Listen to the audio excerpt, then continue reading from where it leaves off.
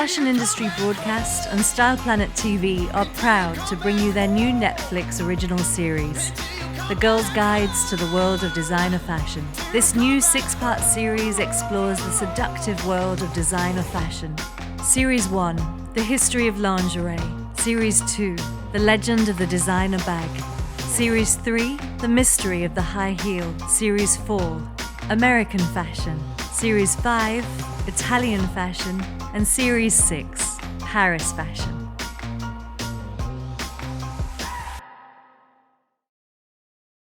I mean, there's no magic about fashion. Fashion's made by people, all kinds of different people. But in fact, they have to put their money down, and they have to buy it, and it must work for them. And they have to look terrific in it, or nobody wants to look that way. So that is really always what happens in the fashion world, on every level, whether it be cosmetics, whether it be clothing, style points in the home, anything. It is always that.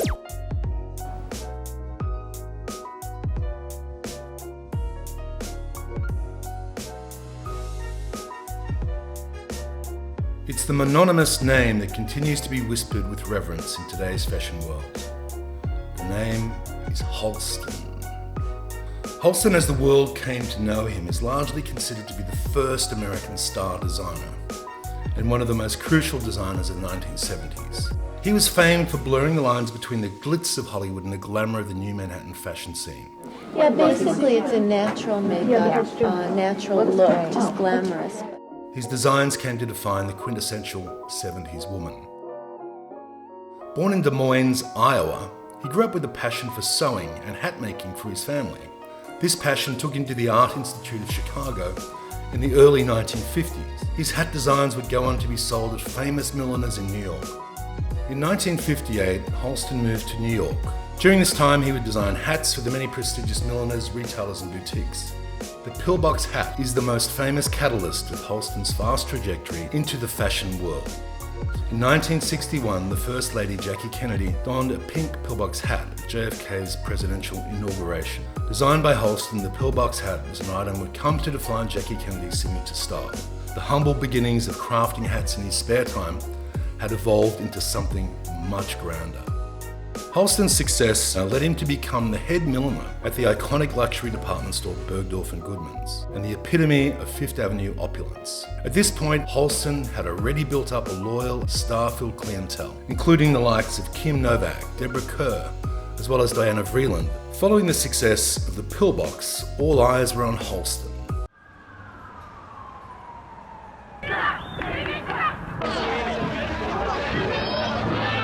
And there was and while we was in school, there was throwing glass at black people and little kids. Ordering you to disperse in the name of the Commonwealth. If you're not going to disperse, you're going to be arrested. The 60s were defined by the civil rights movement, which was bringing race to the forefront of society. Ideas of women's liberation began to spread. The fashion world had also changed. Inspired by the ongoing social revolution, Halston launched his own ready-to-wear line, Halston Limited, in 1969. Halston Limited birthed the signature Halston aesthetic. It was clean and it was simple, yet luxurious and elegant. The expansion of his business saw the inclusion of both ready-to-wear and couture. His stores boasted dresses, furs, scarves, leather, shoes and jewelry. He perfectly balanced functionality and elegance and even challenged the gender norms ingrained in the fashion of the times. One of his most famous pieces was an ultrasuede dress, which took the shape of a man's shirt. Halston also famously introduced pants for women, claiming that pants give women the freedom to move around that they've never had before. His designs were based on a complete understanding of what the contemporary woman wanted. Today's woman is a mother, she's an older woman, she lives in the South, she lives in the North, she's a businesswoman, she does all kinds of different things. I think you have to really say, what do you do and what do you need for your daily toil and what would make you look more attractive at night. With Halston, the world of celebrity and fashion became one. His salon was frequented by many stars and socialites, including Bianca, Jagger, Liza Minelli, Ann Ford, even Patricia Nixon. Halston and his salon became a hangout spot for New York's elite, and he would regularly host parties amongst the clothes. The opening of legendary nightclub Studio 54 in 1977 launched the New York social scene into a period of exhibitionism and pure excess.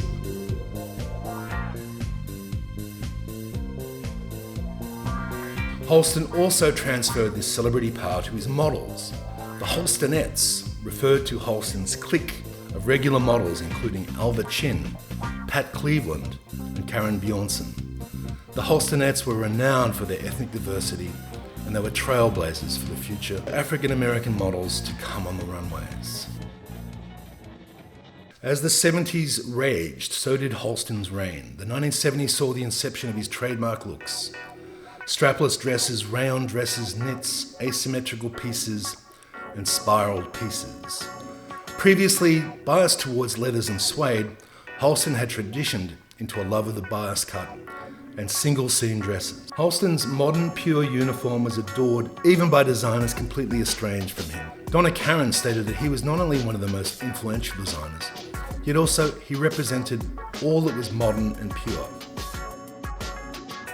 I like all aspects of design. I think perhaps, being a designer, the thing that if I wanted to have some sort of thing that I didn't like about it is that you have less and less time to do your design.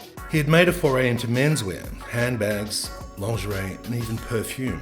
And after a deal with Max Factor in 1975, he had been commissioned to make everything from flight uniforms to the US Olympic team's uniforms. His success peaked in 1978 when he moved his offices into New York's Olympic Tower on Fifth Avenue, a perfect symbol of Halston's rule of the city, and also helped the United States establish itself as a key player on the global fashion stage, seen in Halston's involvement in the famous 1973 Versailles fashion show, where 5 American designers showcased their pieces alongside 5 French designers.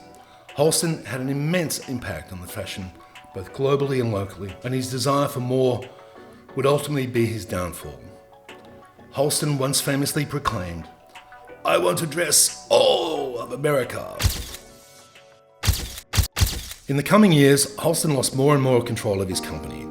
In 1973, Halston and his partner pioneered the risky decision to sell his business and trademark, Halston Limited, to Norton Simon, effectively surrendering the control of the company and his name.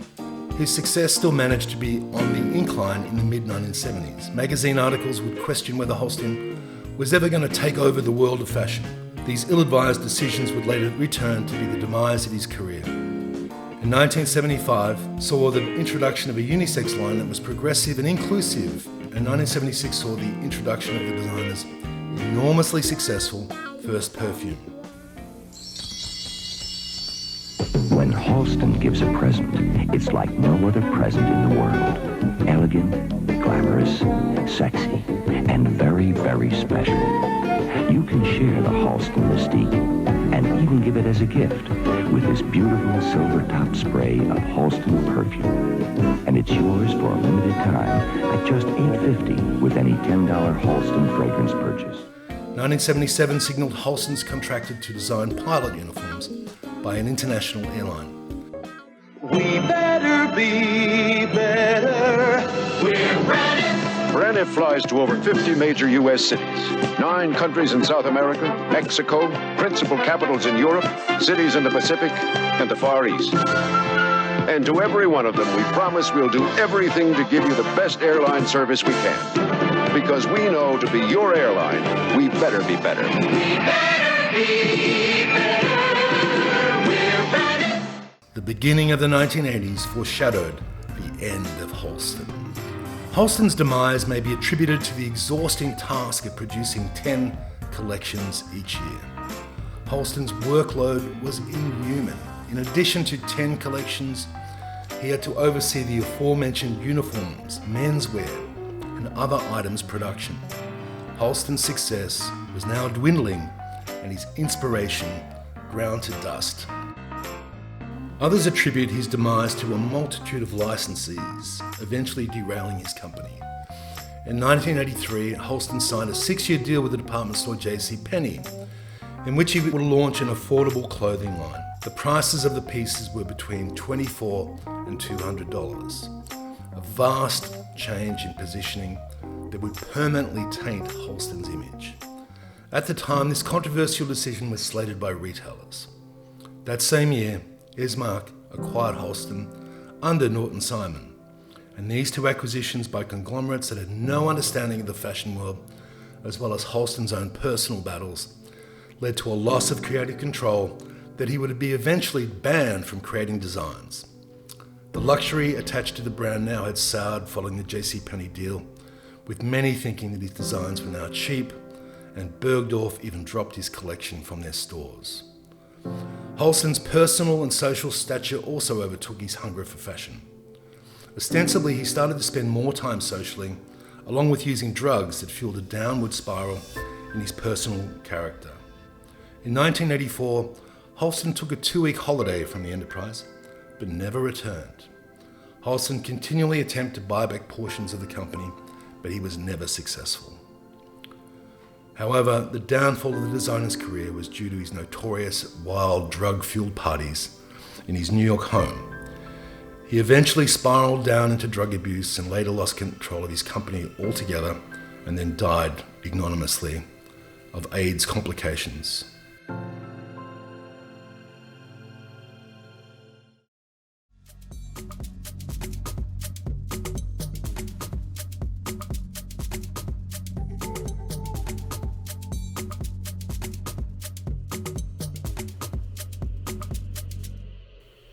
And now Halston's life is being immortalised by a miniseries starring Ewan McGregor, which is reported to set to run on Netflix in 2021.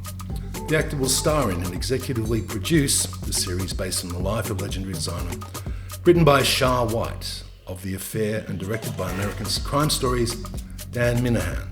The show, called Simply Halston. We expect Halston's legacy to be in good hands. Director Dan Minahan was behind several episodes of the American Crime Story, The Assassination of Gianni Versace, which depicted the murder of the Italian designer in 1997. The legendary celebrity designer Halston was truly ahead of his curve, pioneering branding techniques that are still used in the fashion world today.